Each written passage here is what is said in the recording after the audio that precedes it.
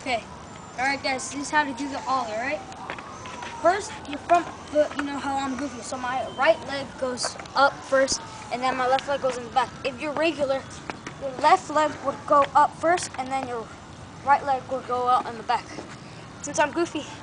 Okay, so first, you want to put your leg behind these two bolts, alright? So you can see these two bolts.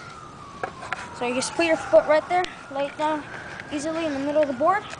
Then what you want to do with your back foot, put it on the tail all the way on the tip. Like I like to put it right here.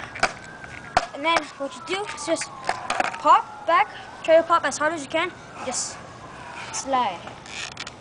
And this is what it should look like. Alright.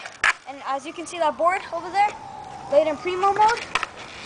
This is what it should look like when all the way through. This is recorded by Anthony Melendres.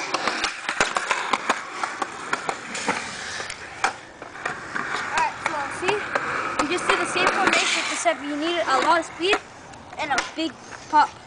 So you can just land it straight, alright?